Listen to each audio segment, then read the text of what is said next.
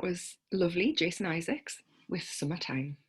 Simon picked that one because he thought it was appropriate. And actually tonight it's got really nice. It's been blooming horrible all day. But I'm not here to give you a weather report.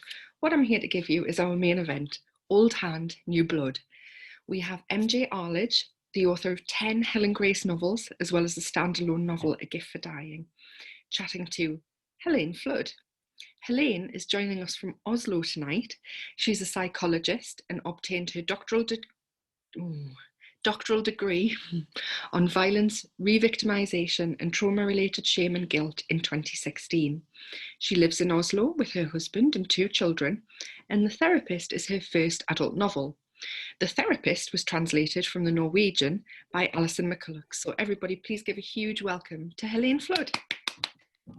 Thank you. Just introduce MJ Arlidge as well, who has worked in television for the last 20 years, specialising in high-end drama production, including primetime crime serials Silent Witness, Torn, The Little House, and most recently the hit TV show Innocent. His debut thriller, Eeny Meeny, was the UK's best-selling crime debut of 2014, and in a lovely bit of serendipity, Matt was telling us that it was first published in Oslo, or well, in Norway, not just Oslo. So it's really nice to have him chatting to Helene tonight. Yes, we've got the DI Helen Grace series from MJ Arlidge, including the latest, Truth or Dare, which I believe was out last Thursday. And in 2015, his audiobook exclusive 6 Degrees of Assassination was a #1 bestseller. So everybody, please welcome Helene Flood and MJ Arlidge. I'm just going to crack on, but before I do that, I must remind everybody that there is a Q&A function somewhere on your screen, usually on the bottom if you're using a laptop. If you have any questions for Matt or Helene, or both of them, please put them in. I'm sure there'll be better questions than mine. So, Matt, sorry to call you an old hand, but you've been doing this for a little while. What advice would you give to Helene, our debut crime novelist? Oh, wow, that's a tricky one. Well, I think just to enjoy the experience as much as you can, because I think it is, your debut novel only comes along once. And yeah, it was a very strange anomaly that the Eeny Meeny was published first in Oslo, because I think, well, Helen will be able to correct me if I'm wrong, but they have this thing in Norway where there's a national holiday and everyone goes up to their cabins to ski, and it's traditional to take a book, particularly a crime book, with you to read by the fire afterwards. And so the Norwegians said, can we bring it out before Penguin publishes it? And they said, sure, which was brilliant. So the first time I ever saw Eeny Meeny, or LML as it is in Norwegian, was in a very cold Oslo. Yeah, and I just remember it was so exciting to see it on the shelf, and then subsequently to see it on the shelf in the UK.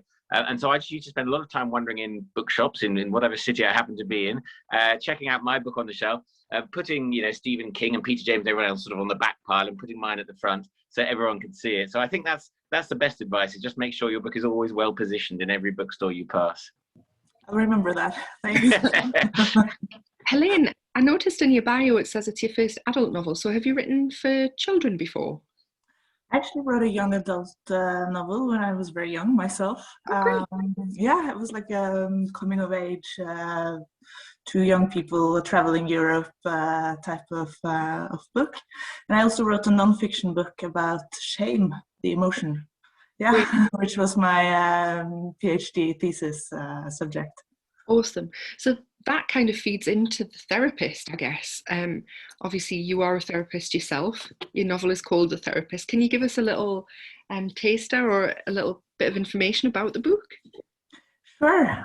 So it's the story of Sarah, who's a therapist or a psychologist, as I am, and who's running a small private practice from her house that she shares with her architect husband, Sigurd. And they're refurbishing this house, and as so many projects of refurbishing houses, this one has also kind of slowed down and almost come to a complete stop, and the relationship is suffering as well. And then one day, Sigurd is leaving for a cabin trip with his friends, so he takes off early in the morning. He calls her answering machine and says that he has arrived, and then he disappears. And it turns out that his friend says that he'd never arrived in the cabin. And Sarah is kind of left with this kind of lie probably that he has told her, or she doesn't really know what it is. And then as the disappearance of Sigurd is starting to be investigated by police, she's also having an experience that there are sounds in her house at night, that objects disappear and then reappear in new places, and she has this feeling that she might not be completely safe in her own home. Thank you. And how much did your research and your job inspire the novel? I think quite a bit. I always found, because actually the novel also spends a little bit of time on Sarah's patients and the kind of therapy that she's doing with them. And I always thought that the therapeutic room is an interesting, or it has some dramatic potential, I think, and it's interesting to use in a thriller, because in a way it's also or truth and lies is very central in therapy. You come to this room where you're supposed to be completely honest. You're supposed to show yourself with all your, flaws and little shameful thoughts and secrets that you carry. And then we know that people so often lie in therapy. It's so common to lie to your therapist. And then I also like the idea of having a protagonist whose job it is to help people sort out their mess, but at the same time, she has quite large blind spots about her own mess. Brilliant, thank you. And Matt, am I right in saying it's the 10th Helen Grace book? It is, double figures. There we go. And that came out last week. How do you keep a series fresh over the course of several books? Well, I think sort of, there are certain givens that people want with a Helen Grace book. Obviously, Helen herself, Charlie, the rest of the team. But each time I do it, I just try and sort of shake it up each time. So, for example, the third book, Doll's House, was very claustrophobic about a sort of woman being held in this sort of terrible house. So the next one, Lie Lie, was all about fire and multiple arson, was sort of much more epic in its scale. So each time I just try and freshen it up. With Truth or Dare, which looks rather handsome like that. I try to freshen this up, because basically what Truth or Dare is about is it's about a sort of sudden crime wave that engulfs Southampton, a series of random murders, all by different people, seemingly utterly unconnected. It's sort of as if the whole city's gone mad. So it's very different from the normal book, where normally I have one serial killer just going around knocking on. This is like the whole city suddenly started murdering people, and it all seems very bizarre, and it's sort of just post-COVID, all this sort of stuff. And so it's a much more labyrinthine and complex thriller, this one, than usual. And it's the only book I've ever written where I've had to draw a diagram with loads of lines connecting, right? So, because I just there are so many characters and it's so twisted. I've got to remind myself what happened when and who and why and all that sort of stuff. But it was torturous to plot, but actually great fun to write once I'd finally got that sorted. So I think it's probably my best one, and it's certainly the most ambitious in terms of story. So I'm really pleased with it. So I don't know, you say you've only ever done one diagram. Do you usually not plot at all? No, quite the opposite. No, I plot completely. So I know exactly what happens in every chapter before I start. It's just that in order to actually do that bullet point thing, I actually had to have the diagram in front of me, because otherwise I'd have forget who killed who and why. And it's just sort of, but also because there's generally a very large body count in my books. So you have to sort of, you have to keep track of things. And so, yeah, and it was, and in a way, that's why, you probably can't see it, but on the cover, there's sort of bits of string. It looks, joining all these different pictures. And that pretty much was what my diagram was like. So the cover was sort of inspired by the process. Yes, my copy is post-it notes with string on it. So yes. Yeah, very good. Helene, do you plot? I do, but I don't draw diagrams either. But I mull it around in my head a lot, and I think a lot of the process is just to go through all of this big plot and the subplot and all of that, like when I'm brushing my teeth or on my way to work, or just when I'm in that process, that goes on in my head the whole time. And then once I write, I feel, I don't know about you, Matthew, but I feel like the paper decides. So if I'm writing and it turns out that character was completely different from what I had planned, I just go with it. I'd be interested to know sort of when you feel your best ideas come, because, a lot of interesting things occur when you're sitting at the desk. But I do find that generally the best ideas I ever have happen at the most bizarre times, like when you're at your kid's parents' evening, or when you're in a supermarket or whatever, you just think, oh, that's really sinister, that would be fun. Or you just see someone on the tube and you try and imagine what their story is, and suddenly so when do you have your best ideas, Helen? I think when I'm a little bit bored, when I'm doing a kind of boring task that you can't listen to an audiobook or something, you have to focus on it but not too much. Yeah, I don't know, like maybe the parents' evenings or stuff like that. Yeah, I'll try that. I actually thought you were going to say, when I'm doing something really boring like work. I was like, I don't want to say that. Patient talk. So, Helene, you're still working at the moment? I am, but I actually don't work as a therapist. I haven't done that for the past 10 years, which is, I think, why I was able to write a book about it. Great. I work as a researcher, yeah. Okay. And Matt, are you still working in TV as well as writing the books?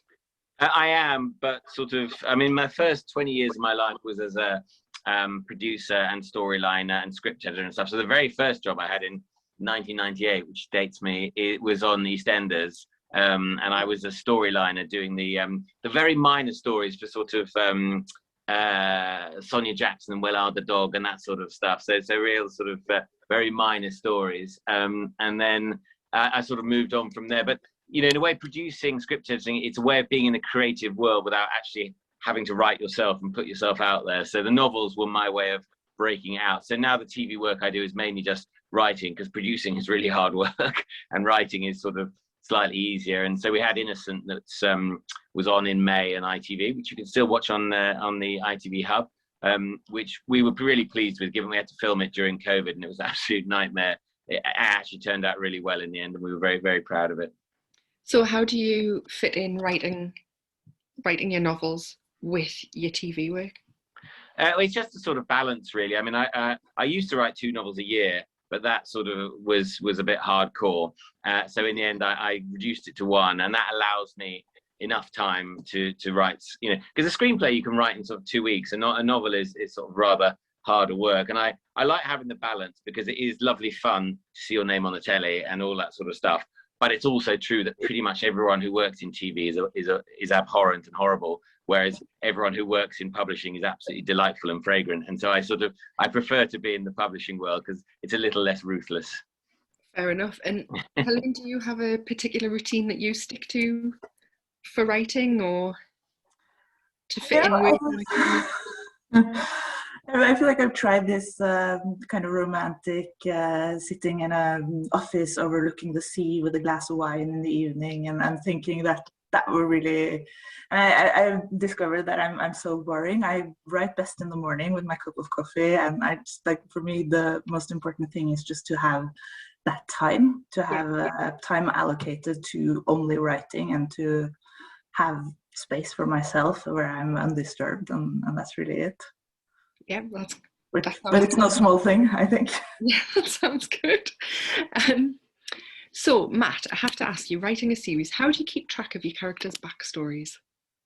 With great difficulty, and I'm sure the readers will point out problems now and again. No, I do. I mean, I have my little files which I update, because otherwise, you sort of forget the names of everyone's children and how old they're supposed to be. And I think, with any series, you have to sort of to have a little bit of license, because people in book series tend to age slightly slower than in real life. They seem to sort of hang around their active police age rather longer than perhaps they should.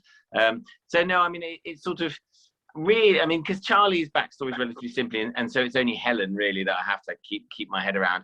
And her story is fairly ingrained on my brain, as it obviously features quite heavily in the early novels. But there's still things you can find out about her and surprise. And I think that's the tricky thing, isn't it, with any series character, is giving them a little bit more layer each time, a little bit more flesh on the bone, whilst essentially keeping all the things that people love, and particularly with Helen, like, people like the fact that she's quite an action hero and gets sort of battered around, as she always throws her body in sort of the line of danger, and she rides the Kawasaki Ninja and all that sort of stuff. And so, I try and keep that heart while just adding, a little bit each time, because ultimately that's the great power of series, whether it's TV or books, is just the sort of love, affection and interest people have for your main character. And, whenever you chat to people whenever you're presenting or talking about the books, you always get that strange feeling that for them, as for you, it's almost as if they're real. Do you know what I mean? They sort of take them to their hearts, and that's always a lovely feeling.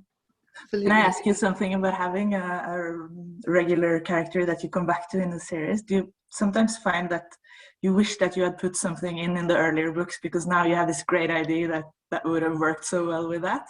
Yeah, well, it's a good idea. It's a good question, and not yet, because I sort of, Helen is suitably sort of tragic and cursed, but also quite fun, that I can always have fun with her. And I know that every time, you know, I'll push her close to happiness, and then I'll kick her legs out again, because that's how it works. You know, that's life. And so no, not yet. Although I'm sure there are many other more interesting routes I could have taken. But the thing with Helen now is I find is people say, do you not get bored of writing the same character? Because you talk to someone like Belinda Bauer, who doesn't write series at all, and then you write standalones. And I say, well, no, I love Helen. It's really literally like being with an old friend. And you know, the way that Belinda does it, writing a standalone every time, it's like, it's such hard work. You have to come up with new characters, a new idea, a new setting. And yeah, and I think she'd love to write series, but it's just not the way her brain works. She likes the challenge. Helene, our very own Simon Buick, would like to know. We know that Alison translated your novel. He'd like to know a bit about the translation process. Do you have a lot of input in it, or do you just hand it over? Well, I usually just hand it over, or I mean, it's what has happened because it's been translated to several languages, and then sometimes the translator will come back to me with a list of questions saying what you really mean with this, or is this some sort of Norwegian idiosyncrasy that I don't know, or yeah, you know, pointing out different things that they find difficult. But I thought it was interesting reading the English translation because it's one that I can actually understand. Yeah. And when it's translated to Korean, I can't really offer much input on how it works. But it's really interesting to see it formulated in English in a way that I can understand it. But I think, oh, I could have never written it like that. Excellent.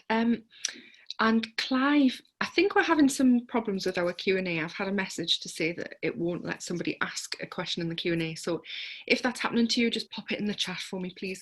Like Clive's done, Clive would like to ask Matt if all of your novels are standalones. No. So I've written 10 in the Helen Grace, which the Eenie Meenie is the first one, and Truth or Dare is the most recent. So they're 10 all in the series featuring D.I. Helen Grace, and they're set around Southampton, and she's basically chasing serial killers because there's an awful lot of serial killers on the south coast which she has to catch. And then I've written one standalone book which is called A Gift for Dying, which is completely different, set in Chicago. It's also serial killer thriller, but it's the main character is a teenage girl who claims to be able to just by looking at you tell exactly when and how you're going to die. So she can tell you your death day, and so there's a big serial killer thriller wrapped around that. But it's also the big question is that if somebody could tell you the date of your death, would you want to know? Which always divides people. It's an interesting character test.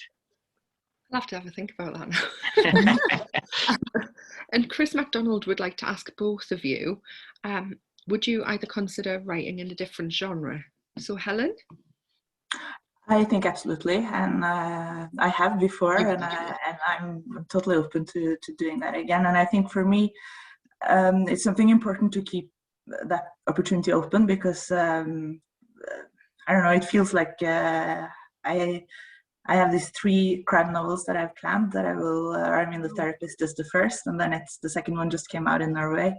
And it's also sold to UK, so it will come at some point. And then it's the third one that I haven't written yet. And then after that, who knows? And that feels really good, like creatively, to have that opening. Excellent. And Matt?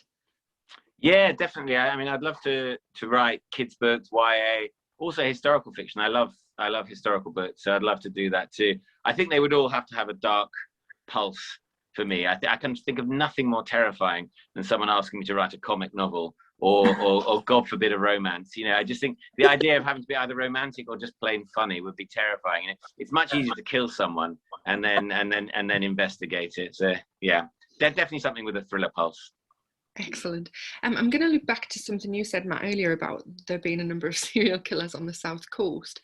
How important is setting? I mean, Helene, your book, The Therapist, the setting is so evocative. I felt I was in Norway with you.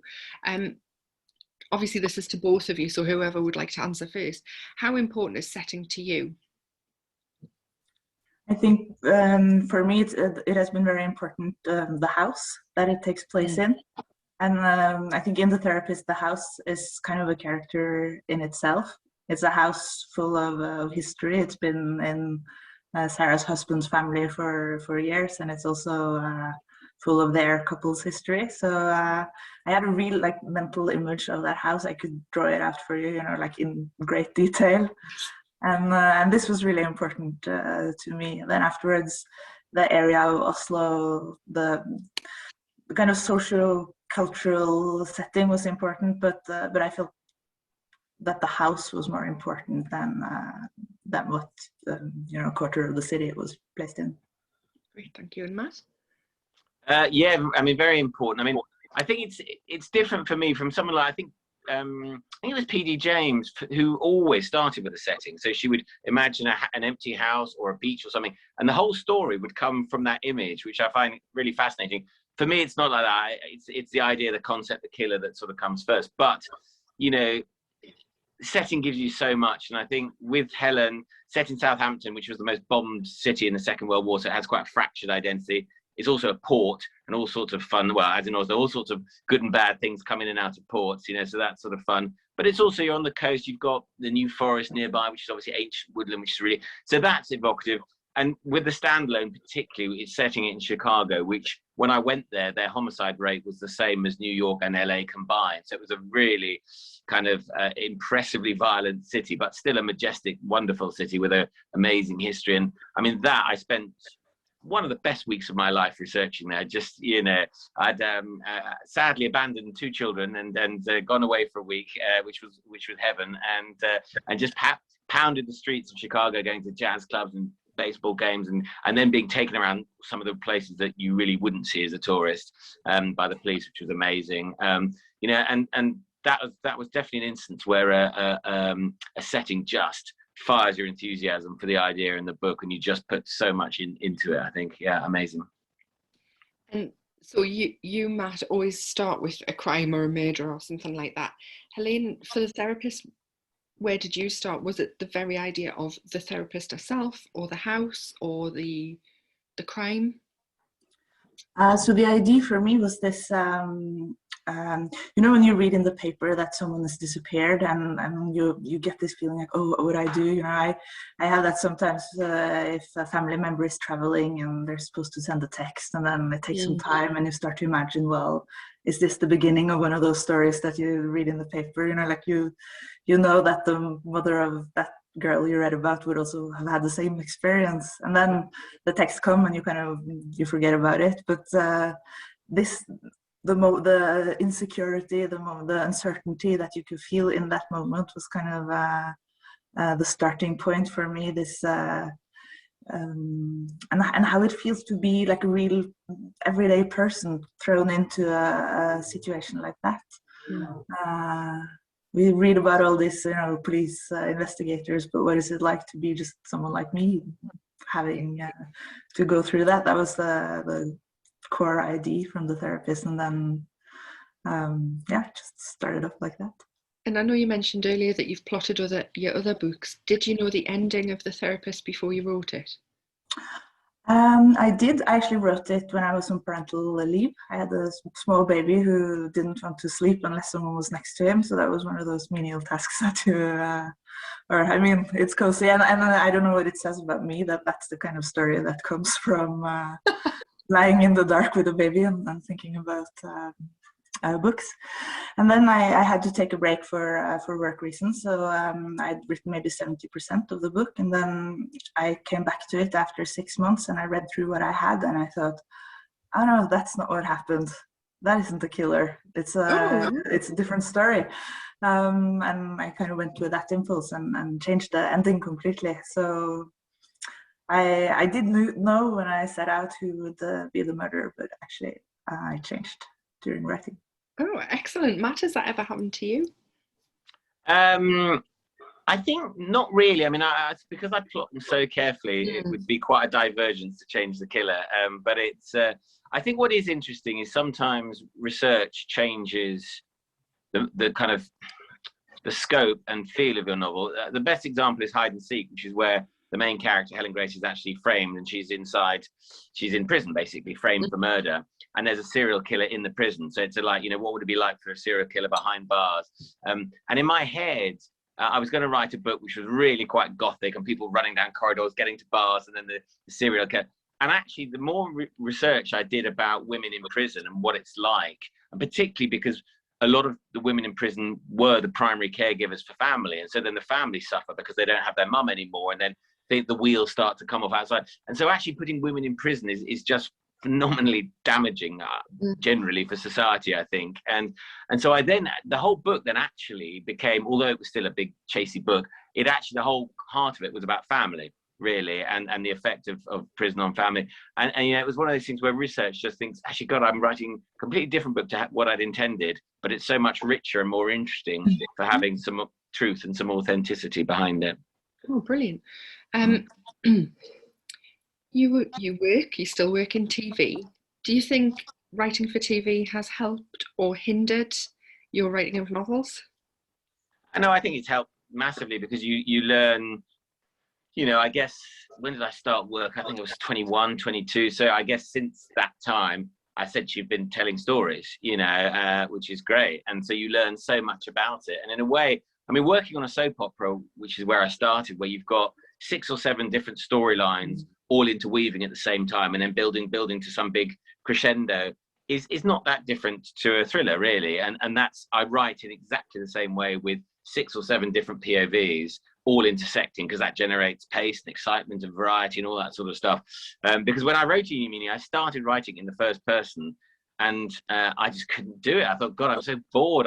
I'm stuck with Helen now, and you just sort of, and I can't break away because I'm stuck with her vision, and then as soon as I started actually seeing not only Helen but also the killer, and then the next victim, and all of that sort of stuff, suddenly I thought, okay, this is how I do it. But it really was using a lot of those tricks that I learned sort of at EastEnders, 20 odd years ago. So it's helped massively, really. And I think the short chapters, the way I write, is very much like a screenplay, really. So it's been very helpful. Great. And Helene, obviously you've written a YA novel, and you've written academic work. Was that helped you, or was it quite different writing The Therapist? It is quite different, but I think as Matthew is saying, that writing is still right. I mean, whatever you write is still you're working on. I think, even in academic text, you're working on getting a message through, and you have some idea that you would like. You're enthusiastic about it. You would like other people to share your enthusiasm about it, and it's this part of the communication part of it is still valid, I think. And then, of course, any kind of fiction.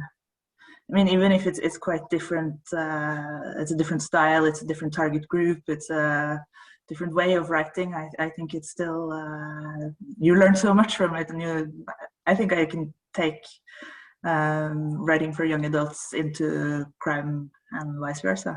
Oh, great. I think also both of you have written in different forms and genres and so on, but also gives you the discipline. You've done it before, and you'll do it again. So I guess that must help. Do either of you have any advice for, because I know we have quite a few in the audience tonight, any fledgling authors out in the audience? Helene? I think I have so much advice for people who want to write, but I think my best advice, which is a little bit boring maybe, it's just that you have to write. Like, everyone writes. Nobody wakes up one day and starts to write and it's perfect. No, it's this idea we have about 10,000 hours to play an instrument. It's a little bit the same with writing. It takes 10,000 hours. You have to really work on it, and then you will write. A lot of it will be really terrible, and you will be so embarrassed when you read it after, but that's how you progress. So write a lot and read a lot, and kind of be an active reader and try to see, I love this scene, but why is that? What is it that makes it work? what is the little technicalities that makes it really work for me. Great, thank you. And Matt? Yeah, very similar. I mean, I think the key thing is just to go for it, because I mean, I didn't write my first book till I was sort of pushing 40, and I'd always wanted to write, but as I said, I'd done other things, producing scriptures. We're a bit like writing, but not actually writing, because I didn't quite have the courage to do it. And I think, fear of sort of being judged, fear of writing a terrible novel, fear of everything is quite a powerful force. But actually for me, I mean, it was genuinely completely life-changing writing that first book, just the fact that it happened to take off. That's my job full time. I just get to sit down Monday, Tuesday and just write and make stuff up, amazing. So I think it's worth overcoming your fear. And then I think the key thing is actually just, as Helene said, just to write, and just the key thing is to get that first draft down, because, clearly it's never going to be published in that form. And in fact, you don't even have to show it to anyone. You can just read it and make it better yourself. But I think it's writing a novel is hard work, and you've actually got to get to the end, I think, before you know if you've got anything and if you've got a good ending. But once you've got the first draft, then you've really got something you can play with and tinker with and show to other people and improve. But you just have to do, I mean, so when I'm writing a novel, I write 5 chapters a day, which is not that much because the chapters are really short, but I do 5 chapters on Monday, 5 chapters on Tuesday, and I know if you're working full time, that's tricky. So when I was doing Eeny Meeny, I had like 1 hour. I'd finish work at 5 and the kids' bath time was at 6. So I thought, well, maybe I can squeeze 1 chapter in or half a chapter. And I did that every day. So then you get like 4 or 5 chapters a week, and that over time, so it might take you a year, but you can still do it. And you just have to be quite disciplined with yourself, because I think novels can shrink, spread, just go from 1 year to the next, but just get it done. Get the first draft done. That's brilliant. Thank you so much for that. And finally, if we don't have any more audience questions, I would like to know for both of you what's coming up next. So Helene? Yeah, so I just have my second book out in Norway. So and I'm kind of getting.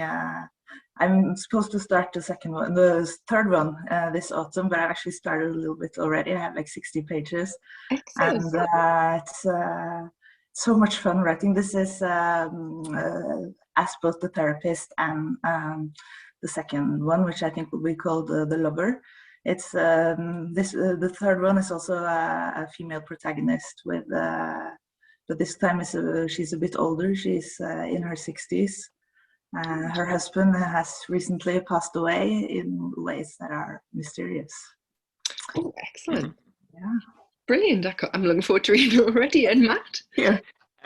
So yeah, carrying on with the TV things, we're talking to ITV about Innocent 3, and there's a few pilots for other stuff that I'm doing, all crime, obviously. Then I'm literally just started writing the next Helen Grace, which is all about a sort of home intruder, a predator who breaks in when he knows that people are home alone. So I'm having quite fun sort of opening sliding doors and windows and people padding across your carpet and climbing in your bathroom and all that sort of stuff, sort of freaking myself out, which is quite exciting. And then once I've done that, then I'm starting work on another standalone book, which will be something fun to do. And then if I can do all of those, I'm hoping, my dad was quite a well-known criminal barrister who used to prosecute gruesome murder cases, and a lot of my childhood was being around him and seeing crime scene photos on his desk. And I'm hoping, he's 84 now, and I'm hoping to write a book with him about his those cases, some of them quite funny, some of them obviously very dark, and about the stories that he told me when I was a kid about crime and all the motives and why people get themselves in these awful situations and then commit murder in a sort of moment of madness. So that would be quite a nice sort of family book if we could get that going. That'd be nice. I wonder where you got your inspiration for all this crime stuff from. It's amazing, isn't it? Yeah. Fantastic. Well, I would like to thank you both for joining us tonight. It's been just wonderful chatting to you. So thank you very much for taking the time to come and talk to us tonight. The Therapist is out in July, isn't it? 8th of July. 8th of July. And Truth or Dare is available now from all good bookshops. So everybody, please give a huge round of applause to Helene Flood and MJ Arlidge. Thank you. Thank you. Thank you for joining us tonight. Okay, so Simon. That was great, wasn't it? Oh, wasn't it fun? Loved it. Excellent. But yeah, I think the South Coast is kind of starting to challenge us for a number of murders, for coastal murders here. It's competition's on. Those murders up, I think, is the answer. Excellent. So, well, yeah, so that's it for tonight, really, isn't it? We've got another show next month. We're going to keep the names secret for another week or so when we put it up on the website. What you can find on the website now, if you go to www.baytales.com and look at our events page, you'll see you can register for free for the launch next week of the book that Vic talked about earlier, My Best Friend's Murder. So do visit the website.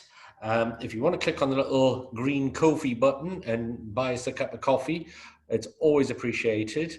Yeah, that's it for next week. And I think there's a bit of football around at various times as well. So we'll work our way around that. It's going to be interesting, but you know, we'll sort it. We're certainly hoping to get through. So huge thank yous tonight to David Bishop, Sir Chris MacDonald, Helene Flood and MJ Arlidge, and of course our musician Jason Isaacs. I've put, because I'm really cheeky, I've put the link to our Ko-fi account in the chat again. Please do join us for Polly Phillips's launch next week, and then we'll see you at the end of July. Have a good month.